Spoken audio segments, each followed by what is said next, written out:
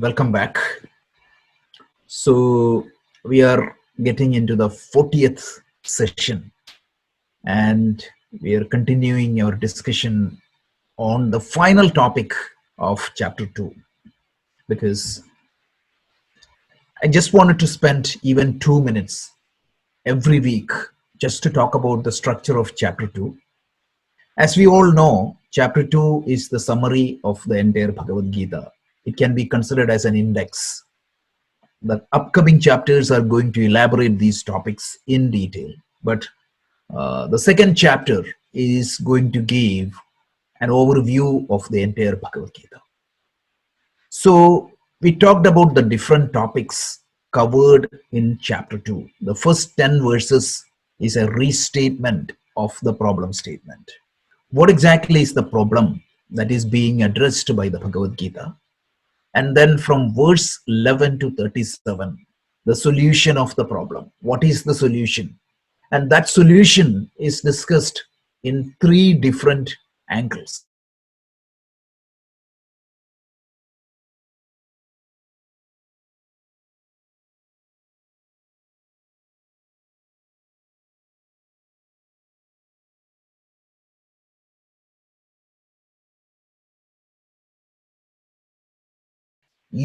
Your true identity is the Atma, and you have a physical and subtle body. They are the tools given to you rather than they are you. So that's the difference he is trying to drive home.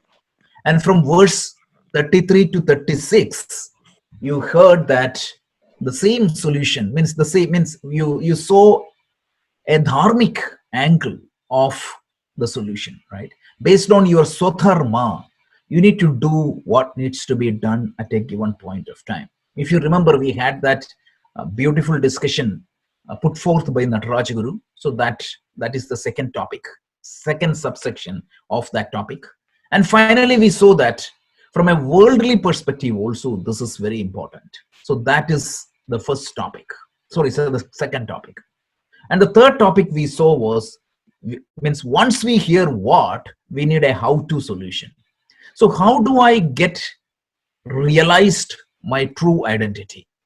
So Krishna here tells that there are 2 fundamental obstacles for you to know yourself. Yes, knowledge the only means for you to know yourself. But for that knowledge to take place, there are a couple of prerequisites.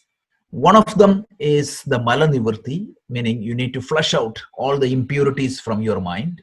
And the second one was the vikshepa nivarti. You need to have a stability and purity of the mind. So for that, yoga is prescribed. To be specific, one is karma yoga and the other one is upasana yoga. So we saw an exhaustive definition of the karma yoga, a brilliant definition of the karma yoga on verse 47. Karmani evaha adhikaraha tve ma phaleshu kadajana ma karma phala hedurubhohu ma de sangostva karmani. We saw that. So that topic is discussed. And then we heard 3 definitions of yoga in the subsequent verses. We saw that yoga is samatvam, is stability of the mind. And we saw that yoga is the skill in action. So that skill is divided into 2 categories. One is the skill in the selection of the action, and the second skill is the efficiency in action. Once, how do you execute the task in hand? Means where exactly your mental state, and when you have a focused and a relaxed mental state, you will be able to execute your hand in the most effective and efficient manner. So that is the second definition. And we saw that the third definition, when your mind reaches that well-placed mental state and it is stable there, it is not that you get that samadhi or that state for some time and it is fluctuating. That is a different matter. But suppose you can keep your mental state in that optimal stable state for a longer duration, that is what is yoga. That is the third definition of yoga. Samatha achala buddhi, when the mind is stabilized or it is stable in a state called samadhi, then you can say that yoga is attained. So this is the third topic. So the first topic is the problem statement. Second topic is the solution. What exactly is the solution? Third is the how part of the solution, which is yoga. And then the fourth topic came forth from a discussion or a question of Arjuna. So Arjuna's question was, if a person realizes the truth, what is going to be his nature? And I paused and did an extensive discussion differentiating between a bhogi and a yogi and a jnani. So the difference is, bhogi is the one who do not see a value in this knowledge, or who do not see something beyond the apparent material benefits. So his goal is collect money, pay the mortgage, get some, go to some trips, find some happiness here. He thinks that he will be happy and contented by these acquisitions and possessions. So this is what a bhogi is going to drive. And the problem we saw that when you reach the destination, you feel that your goal has always changed. So this is the problem with the bhogi. The yogi is the second category, where the yogi realized that, no, I have to go beyond. Yes, I need to pay money. I need money to pay the mortgage. I need to have a little bit of happiness here, right? So I classified the happiness into three categories. One is like, what is the top level of happiness, which is the authentic happiness. In the middle level of happiness, which is the happiness gets out of the flow, like when you engage in a work. And the third one is by the possession, what happiness you get. And I also suggested a book called Authentic Happiness to give you the spin of this thought from a positive psychology perspective. And we have that book in our library. Hence, I requested all of you to go and read that book. So here we see that a yogi see that there is an authentic happiness beyond the acquisition and possession. But he hasn't reached that self-realized state. He is striving hard for that, but he hasn't reached there. So that is the yogi. Like, that is what the verses 38 to 53 was talking. But the question asked here is about a jnani who has reached that final state, and he is established in that truth, and he is acting and reacting from that state of absolute reality. So he has experienced the truth, and he is talking from that perspective because he is established in that true self and the knowledge. So that is the jnani, and that is what is sthita prajna. So we identified the definition of sthita prajna. Prajna means is the special knowledge. It is, jna means knowledge. Prajna means it is a special type of knowledge. What is that special type of knowledge? Knowledge about myself. Knowledge about myself means I'm 100% experienced the true nature of myself. The true nature of myself is the Atma. I'm not the body. I'm not the mind. I'm something different that. So his feeling is, I have a feeling, rather than I'm sad. Means I have sadness. I feel sadness. That would be his attitude, rather than I'm sad. So we talked about that. And so we were trying to understand the lakshana of the sthita prajna. So we saw three verses. There is an absolute level. There is a relative level. I mean, we saw that he is completely free from all the binding desires. So that was point number one. We saw that he is not tossed up and down by the pressures of life, right? That is what is the second verse we saw. And then we saw yat sarvatra nanapi sneha. Sneha, the word we analyzed in detail, right? We talked about what is sneha. It came from the root sneh, means it is to stick. So it is talking about the binding attachments. So I'm so much obsessed with a particular result or a particular outcome or a particular behavior from other people. So that is what it means. A man of realization is completely anapi sneha. He has no binding connections with anybody in the world. That doesn't mean that he is not a loving person. He is extremely loving. He is extremely caring, but he is not binding. That is the difference. Typically, we think that the love is the binding aspect, but absolutely it is not. If you want to love unconditionally, if you want to love of the highest type, is definitely unattached love. Because if you are so much obsessed with your own child, right, that is the time. If the child is not smiling at you, if the child is not marrying the person you want, or if the child is not taking the course you suggested, that's the time the reaction happens. So that is why the jnani, meaning not the yogi. Yogi is striving hard to achieve it. But the jnani is the person who has that anapisneha. So we also spent some time, we reviewed a poetry in the modern English literature called If. It was a brilliant poetry inspired from these verses. So this is what we talked up to last week. 5 minutes recap. Any questions?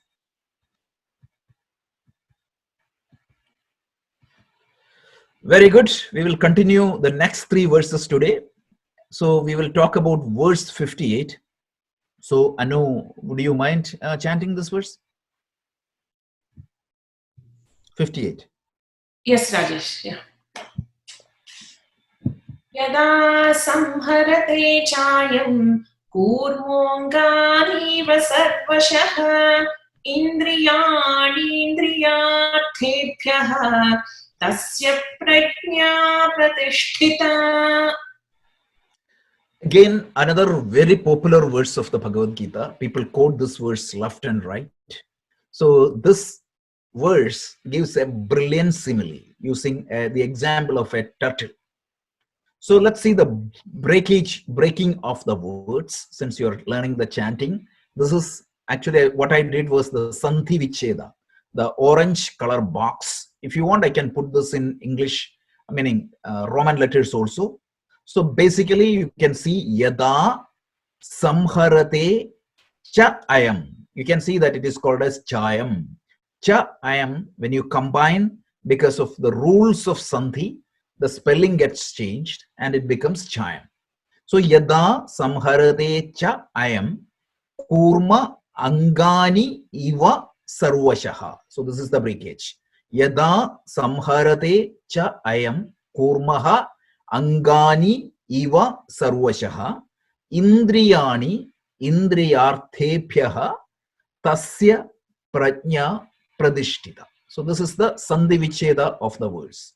So let's understand the meaning, right? So there is only one meaning, one word, one sentence here. So cha means and here. So he was talking about the sarvatran anabhisneha. So he's connecting with the previous words because unbinding desires, unbinding connections. So what does that mean? How does he manage that situation in the world? So he tells yada meaning when, Iva means like. So when like a kurma means a turtle. So he tells just like a turtle. Samharate. What is the speciality of the kurma or the turtle? Like whenever there is a threat, it can pull out all the legs and hands from the world outside. Only the shell remains. And whatever you do, that shell you cannot destroy.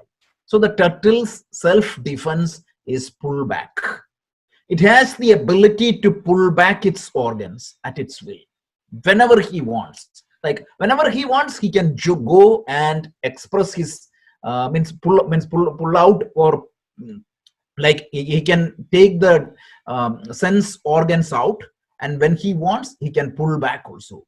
So the just like a turtle has the ability to pull back or withdraw samharate, its limb. Angani means anga means limbs or means organs. Angani means the organs. So it has the ability to control its organs completely. So I am this person, meaning the man of realization. That is what the pronoun indicates here. So this person indicates a man of realization. So just like a turtle who has the ability to withdraw its sense organs upon its desire, when the turtle see a dangerous situation, it can pull the sense organs inside. So sarvashaha, completely, the person, the man of realization, he can able to completely indriyani indriyarthebhyaha. So he can pull all his sense organs from the sense objects. So he tells tasya prajna, to that person's prajna means knowledge is steady. See, we are talking about a man of realization, a man whose knowledge is very stable on the self-knowledge. So he means Krishna gives a brilliant example. He tells Just like a turtle has the ability to pull back its sense organs upon its desire, a person, a man of realization, can pull his sense or withdraw his sense objects upon his wish. This is a beautiful example, right? So he is engaged in the world. He sees everything what needs to be done, but it is his wish. I'll tell you one simple example. Let's say that you're invited for a dinner by a friend. Imagine that you had a wonderful meal. You're full, absolutely full. And mind you, your doctor had told you that, okay, you need to reduce 20 pounds to keep your BMI proper. So you know that. So after the dinner, imagine that if the host brings some like sweets, some rasgulla or some sweets, what would be your attitude? Can we pull our sense organs completely out of it? It's hard. Exactly. So that's a silly, simple example, mind you. There are complicated examples. Whenever we require, like the power of the sense organs and the mind is so high that we cannot pull the sense organs back. It is very hard for an ordinary individual to pull his eyes from some tempting scenes. It is very hard for an individual to pull out, to withdraw his ears from some unwanted things hearing.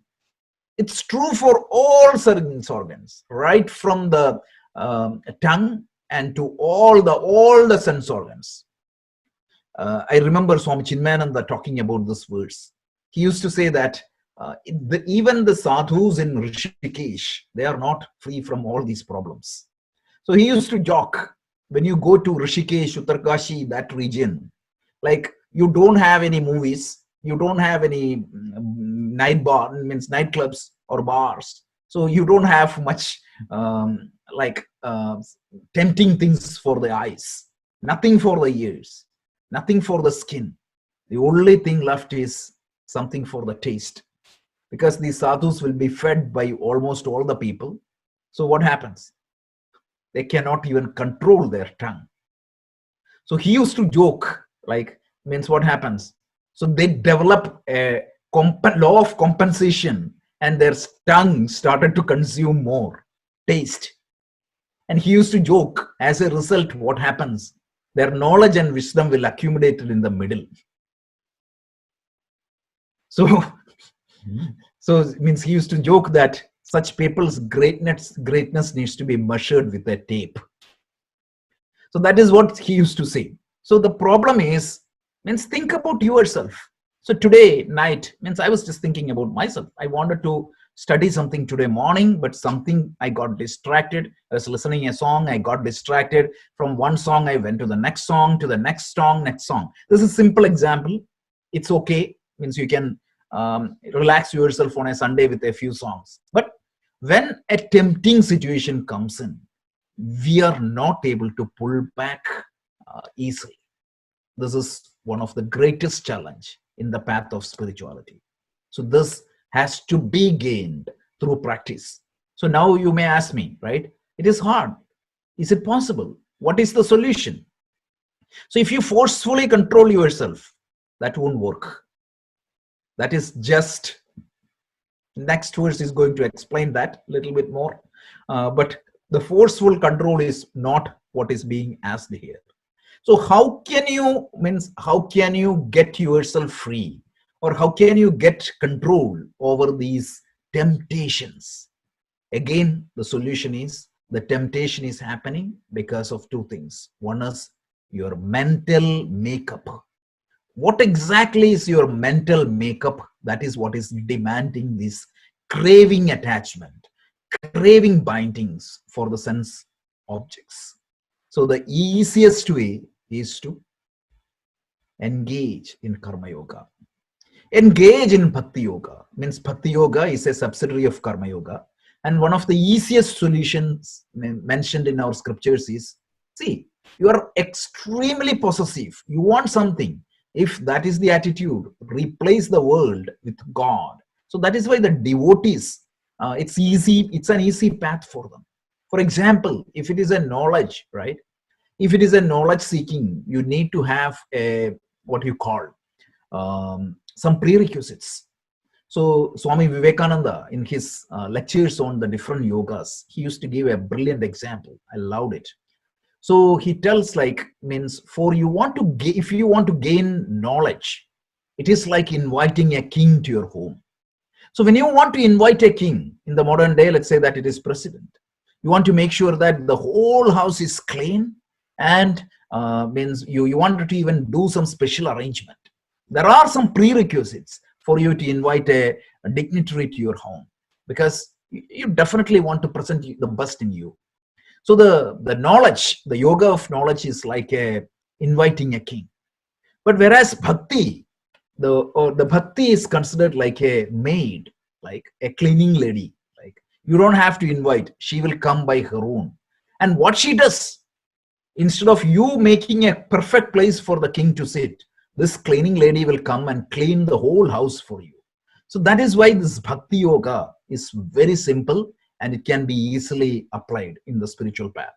Again, bhakti yoga, the purpose of the bhakti yoga is to clean your mind, so that you can invite the king later point of time. The bhakti yoga will not give you the moksha directly, but the bhakti yoga will give you the necessary cleaning process. And the karma yoga, because bhakti again means it is emotions. So if you do not have any emotions for God, you cannot cultivate bhakti. So it is depending upon your mental texture only, or the mental makeup only, you can apply bhakti or not use bhakti. So if you don't have that natural inclination, devotion, like, means if I look myself, initially I never had that natural inclination. A lot of other people, like, they had a lot of love for the God. So such people, bhakti will work. Other people, why don't you do the karma as karma yoga? So this is the solution. Once again, this is again a brilliant verse. The verse talks about yada samharate chayam kurmongani va sarvashaha indriyan indriyarthepya tasya prajna pradishtitaha. So once again, the Sandhi Vicheda, we talked about that, and the meaning is just like, and when, like a turtle that withdraw its limbs, this person means a man of knowledge. He is able to completely withdraw the sense organs from the sense objects, and his knowledge is steady. Any questions or any comments?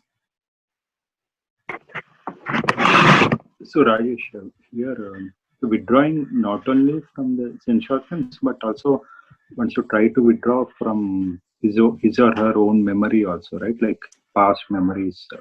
Yeah, anything that is, means he has control, right? When you control a car, Ratnakarji, Yeah. you have hundreds of choices, right? Suppose, let's say that you are going to, say, New York here. When you start the car, every junction is a possibility for you. Of course, you have a goal of reaching that destination. But if you are not controlled, okay, you saw a good road lying on the left side, you may turn into that direction. So the distraction can come in your path through multiple temptation, multiple memory, multiple, for example, some scars in the past, right? So this is very important in the psychology. Means something happened in the past. Means when you sit and study, what happens? It can come and bother you. So a man of realized self, or a man of steady wisdom, he thinks that, okay, I do have this problem. Okay, this, I need to deal that problem later. Right now, my mind is going to be here. And when we start meditation, we take that like an assertion, right? We take a like a statement. We say that, okay, all the problems are there. My mind, please excuse me. I will come back after 15 minutes. So that is a positive affirmation we use before all the meditation session. Like that, the man of sense, man of steady wisdom, he has control. What thoughts comes to my mind? How much degree it should be there? So that is the greatest control. And that's how you can, that is the ultimate state. Even a yogi do not have that much control. Remember last week I was giving that example. A yogi might be equanimous towards the normal situation of life. For example, even if let's say that if the yogi is denied a promotion or he didn't get that, he's okay. Like, okay, what is the matter? But he can manage that. But imagine that he was diagnosed with a terminal disease. He may not be able to handle that. So that is the difference. But if it is a man of realization, he will be able to handle that also. That is not, means I was talking about Swami Dayananda's story multiple times. That was a example happened in front of our eyes. So that is the difference. Yeah. Sure. So once again, these 18 verses are talking about a man of realization. It is the ultimate. So it is going to take a lot of effort and time for us to reach there. But why that is being taught to us is, I told you, right? What comes naturally for a man of realization is the characteristics that we need to emulate as the practitioners. Correct? That is the difference. Okay. Any other comments or questions? Okay. So then we are going to talk about the verse 59. Again, the same challenge. Anu, would you chant? विषया विनिवर्तन्ते निराहारस्य देहिनः रसवर्ज्यं रसोऽप्यस्य परं दृष्ट्वा निवर्तते. Yeah, so this skill, it is not very easy. It's not very easy. So sometimes what you do, I'm fond of drinking alcohol, but I make an inner resolution. I'm going to suppress my feeling. So what is going to happen in that particular stage? That is what is going to say. Because Krishna wanted to convey the message very clearly that physical suppression may not solve the problem. Because more than the physical cravings, the mental craving that creates the problem. So let's see the words. Vishaya means, let me do the Santhi Vicheda for you. Vishaya vinivartande niraharasya dehinaha. Rasa varjyam. Rasa api asya. Rasopyasya. Rasa api asya is called rasopyasya. Param drishtva nivartade. So this is the Santhi Vicheda.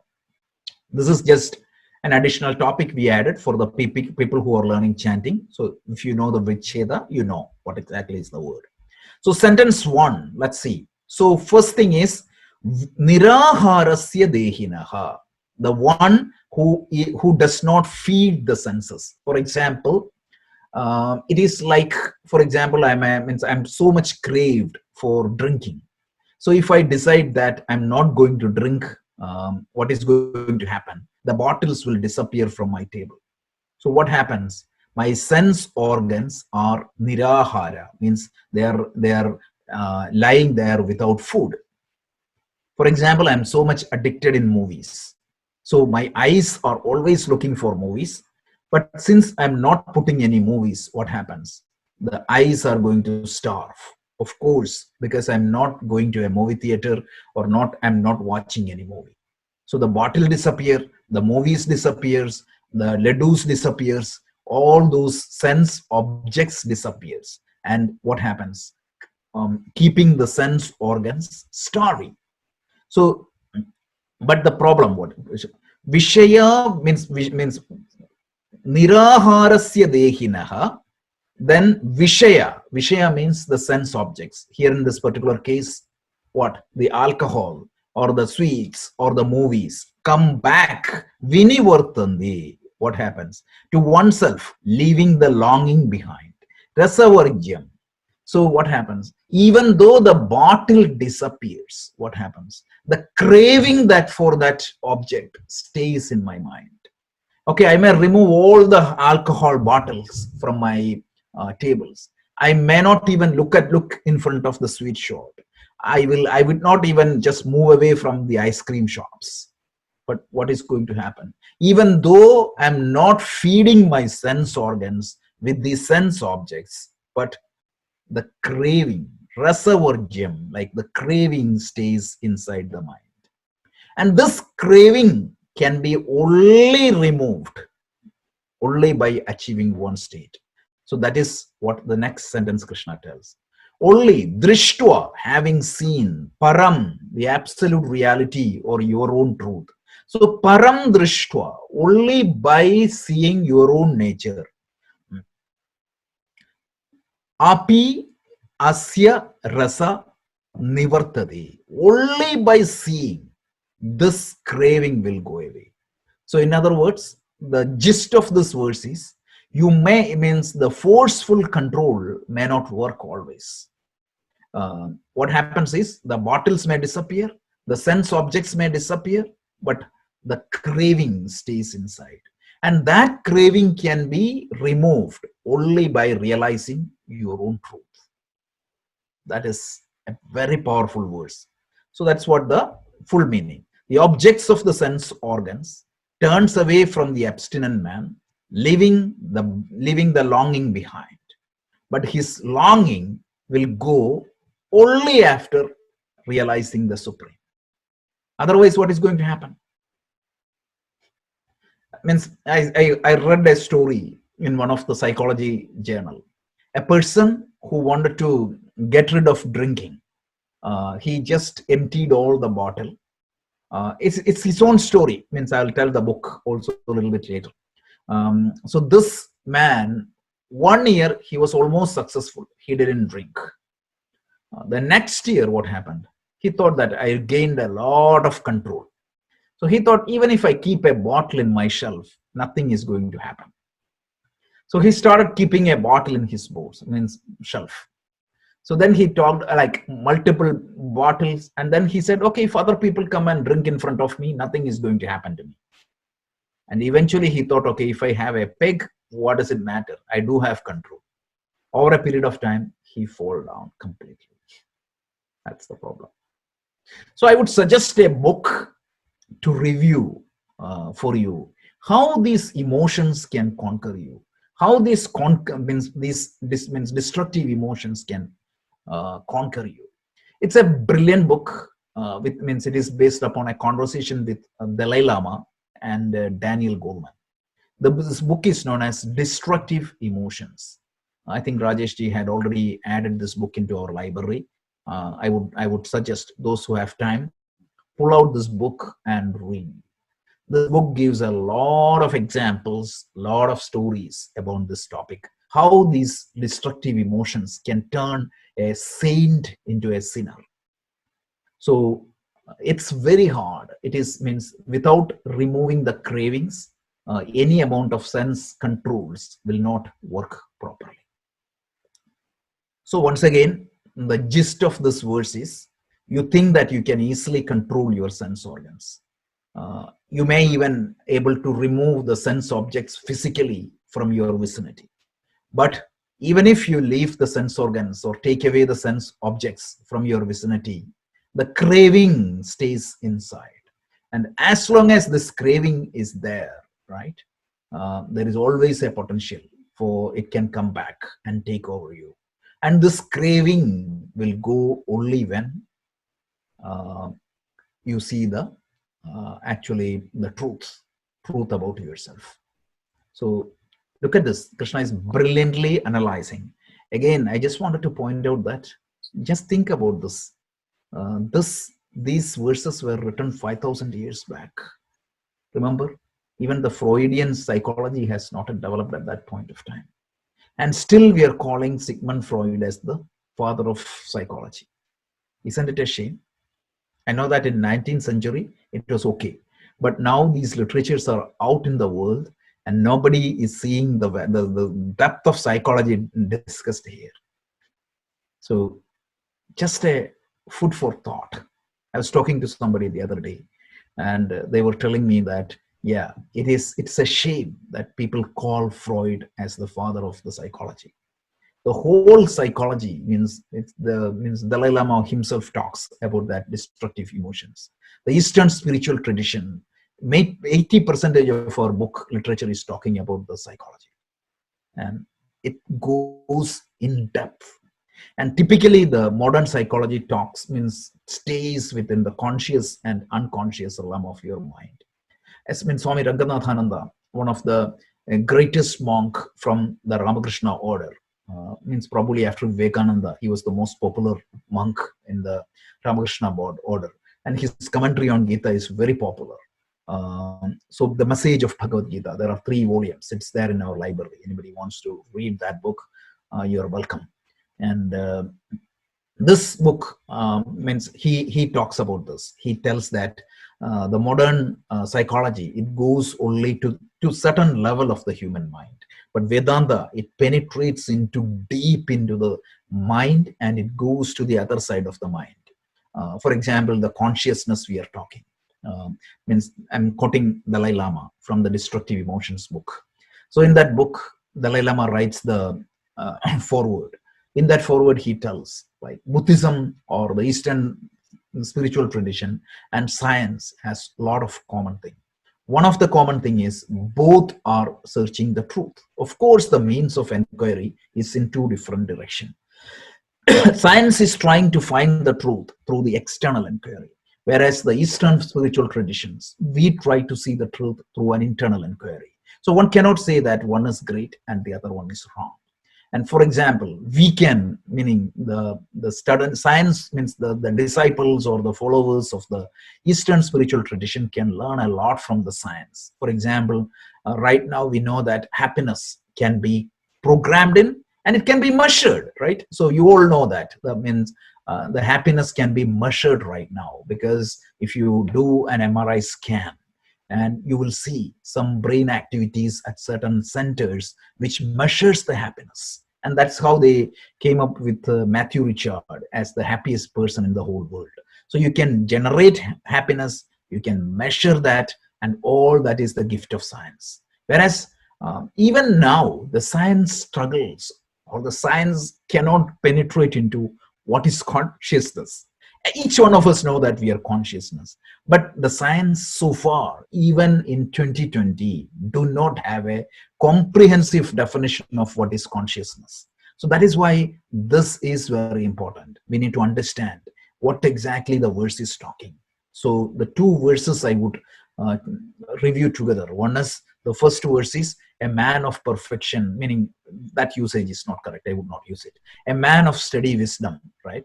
What he does is he has the ability and he has 100% control over his mind, because with that control, he can control his sense organs accordingly. It's like the driver of a car has complete control over the wheels. So when he has complete control over the wheels, he can drive the car in the most efficient manner. That is why yoga is the efficiency of action. So, but imagine if you do not have the complete control over your inner and external equipments, then what happens? You will, means you are at the risk of an accident.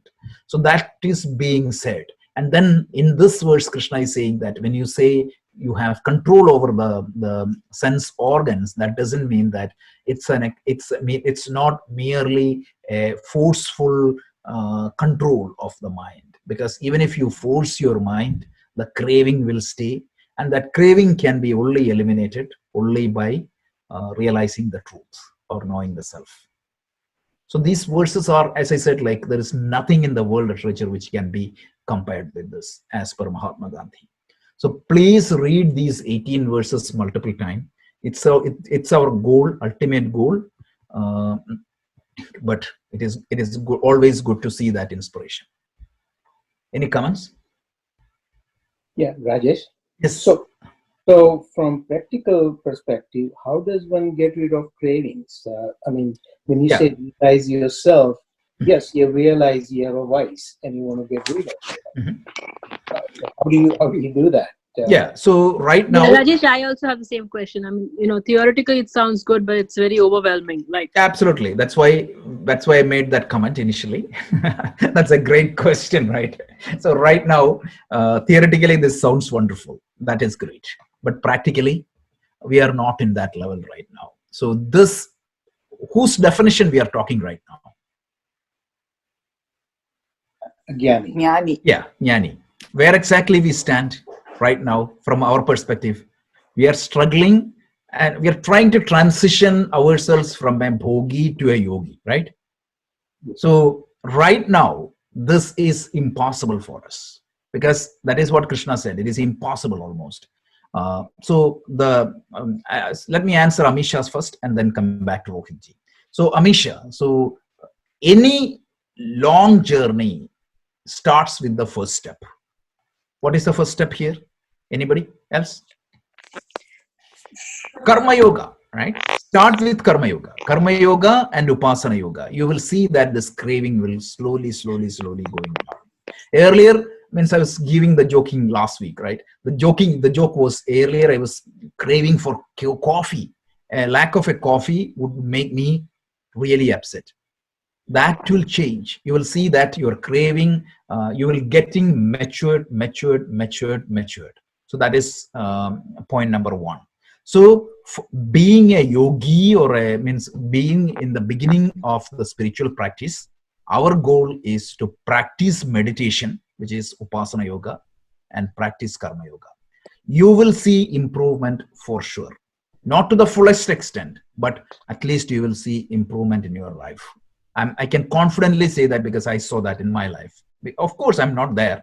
The cravings are still there, but you can see an improvement. Second thing is, Rohitji, you asked a very deep, profound question. Your question was, when you realize the truth, how does this craving goes away? Right? Why this craving happens? That is the fundamental question. Means we can theoretically answer that right now because none of us are jnanis, but we can, what scripture tells and what is logic we can use. So why I am craved about something?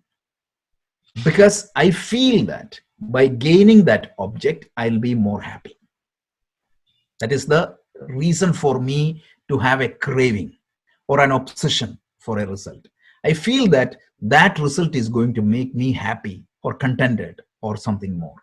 Technically, the definition of a jnani means what? The first verse, Atmani eva atmana tushtaha.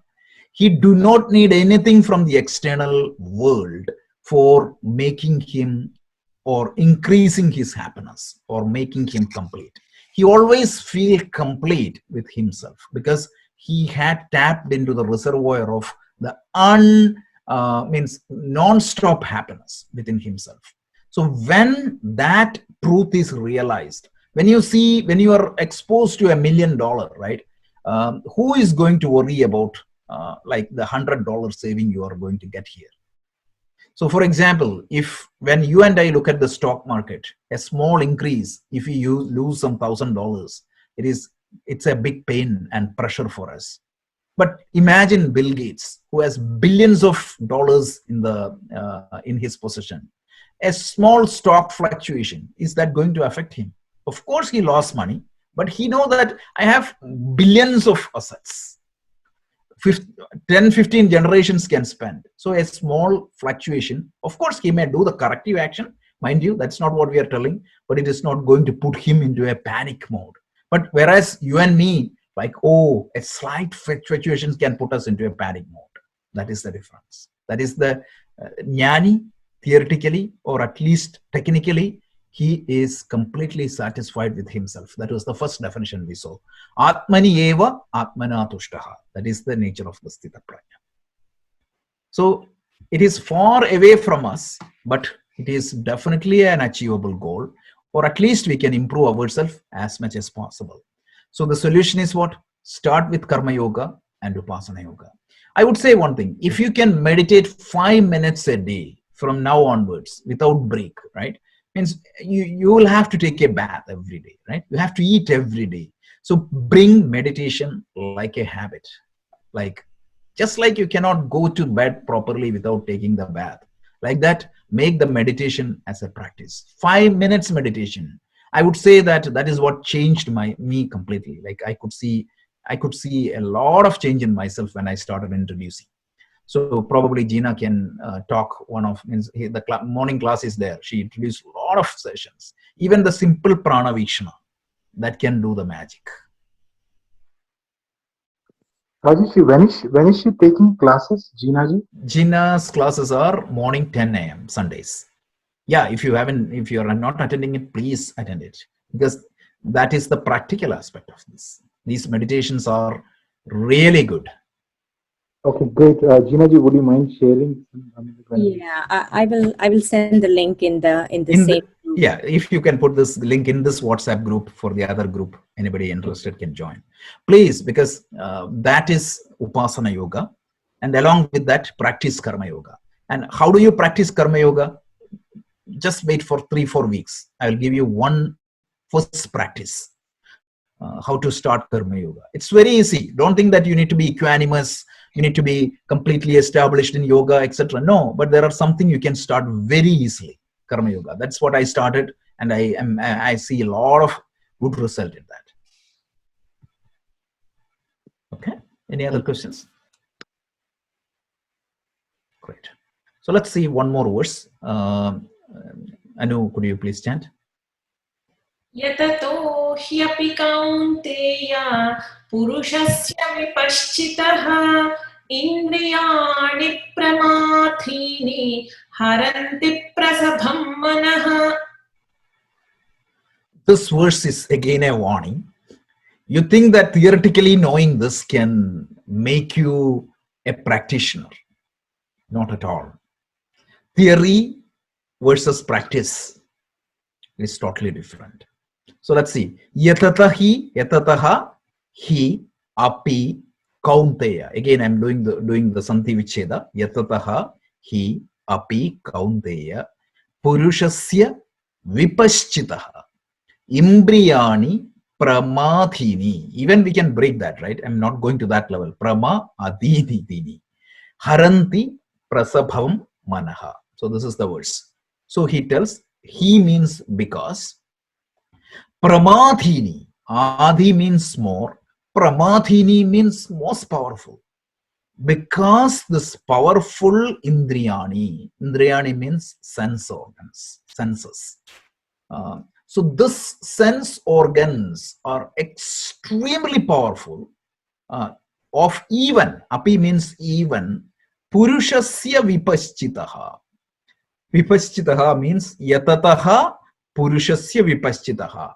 So even for a person who understood the truth, who can see things very clearly, who makes a lot of effort, even for a person to that level, these mind and sense organs can be extremely powerful. What they do, like prasabham haranti manaha. So they will forcefully take your mind away, O Arjuna. Isn't it our autobiography? So technically we know. So even for the people, it's not that ignorant people fall down. Even the people who sees the consequence clearly, who see the truth clearly, even for that people, because without knowing the actual, not meaning when he says sees, means it is the theoretical knowledge. Those who are exposed to the Bhagavad Gita teaching, but not yet realized, they know what is right and what is wrong. Even for such people, it is very difficult to practice because the mind and the sense organs are extremely powerful. And when the mind and extremely powerful, they will forcefully take your mind completely away from your hand. Let me give you the two examples. So remember the simple rasgulla or gulab jamun example we talked earlier. You know that you're pre-diabetic. You know that you need to reduce 20 pounds. You know that you're not hungry. You had a wonderful meal, but you're offered a sweet of your choice. It's very hard to resist. Correct? The other day I was joking. Some people, when they are diagnosed with the diabetic, they become more devotees of Lord Venkatesha. Oh, because you can go and buy the laddus from there. So it's not that they don't know, like eating laddu is not good for me. It's not that they are hungry. It is not that they need additional calorie, nothing. But they cannot control that craving. That is the simple example. It's hard to control, even for a person who can see. In this particular example, You are educated. Your doctor had told you that, okay, you need to reduce 20 pounds very badly. You know that getting into a diabetic state is not definitely good for you, right? Once you get into diabetic, right, you know that how difficult it is. And you know that all these problems, but you cannot resist the temptation. The best example I can tell in this context is, sorry to take this example, but it is very, very, in 99 or 98, I remember Bill Clinton, like the most powerful president of this country. As we all know, like, who was Bill Clinton? He was a person with above average IQ, like fantastic IQ. He was one of the best president. He was very successful. He did a lot for the country, and his IQ was certainly very high compared to an ordinary person. Don't you think that he knows the consequence of getting involved with his intern? What happened? Haranti prasabam mana. His mind was carried away. Like purushascha vipaschitaha. Don't you think that a person like Clinton don't know what is the consequence and what is the problem, what is the morality, and what all the different angle he doesn't know? Absolutely he knows. But what happened? Because of the pressure of the situation, he was falling down. And that is what is true for all of us. This is a good meditation, right? So even means what I used to do to practice this is create a prompt. I can send you that prompt, those who are interested, writing prompt. You can create a prompt for yourself. Ask yourself seriously, what is that situation that you fall down? Like, you know that something is important. Writing itself or verbalizing itself is going to help you a lot. So this is very, very good exercise. When you means that itself is a good meditation. Not to say that you fall down, but just to keep that log in your mind so that it is going to give you an alert later. So this mind is so powerful. So once again, what happened? Even for a person who makes effort to progress, even for a person who knows what is the truth, even for a person who sees the truth distantly, right? He has not yet realized, but he is seeing the truth, meaning a yogi, meaning a committed yogi. What happens? His mind can be forcefully taken away. In our Puranas, hundreds of examples are given. Most of you know the story of Vishwamitra and Menaka, right? So that is what happened. A person like Vishwamitra can fall down. A person like a committed ascetic, a person who is committed to the path of Brahmajnana, he can fall down. So this is what the greatest challenge here. Haranti prasabham manaha. So this is a very powerful word. So once again, even for a person who is committed in this path, who makes sincere effort, who see the truth at least from a distance, what happens? His mind even can be forcefully taken away by the sense organs. So Amisha, this answers your question, right? Here, even a yogi's mind is going to be taken away. So practice, it is like you're building mental muscles to your system so that you can resist all these temptations. And how do you build the mental muscles? It is through the practice of Upasana Yoga and Karma Yoga. The flush means you have to flush out all the impurities from the mind, and you have to strengthen your mental muscles. So we saw 3 verses today, 58, 59, and 60. 58 talks about the brilliant example of the turtle. Just like the turtle can withdraw its organs upon its will, like a man of steady wisdom, he can pull the organs completely down. Upon his, the organs are completely in his control. And the next verse, we saw that it's not just pulling away the sense organs, because the sense organs can be pulled down. The sense objects may disappear from your vicinity, but what happens? The craving can continue. And the craving will be removed only after knowing the truth about yourself. And only after establishing yourself with the true Atma. Only after you start pulling the happiness and that energy from your own true self. Till that, there is always a risk. And that risk is even highlighted in the next verse, saying that even a person is committed in the spiritual path who is working hard can fall down. And again, the solution for this is commitment to Karma Yoga and Upasana Yoga. And one of the Upasana is prayer, because you are praying to Lord to keep yourself safe from in this path. You don't want to fall down till you reach the destination. Because in chapter 8, Krishna gives a brilliant assurance to Arjuna. See, what I need is a commitment, and if you are seriously committed to me, I will hold you. I will not let you fall down. 9th chapter, that famous utterances is given. 8th chapter also he gives that. 9th chapter he tells the Yoga Chemam Muhamiham, that famous verse. So today we will stop here. Three verses. Please go over these 18 verses, because as I said, like, this is masterpiece in the world literature. So please try to understand these verses, review these verses offline, because Shravanam has to be followed up with Mananam and Nididhyasanam. So between now and next week, if you can just go over this verse, contemplate upon the meaning, and post any questions on the discussion forum, it will be part of your internal mind, and it will definitely help you. Any questions? Okay, excellent.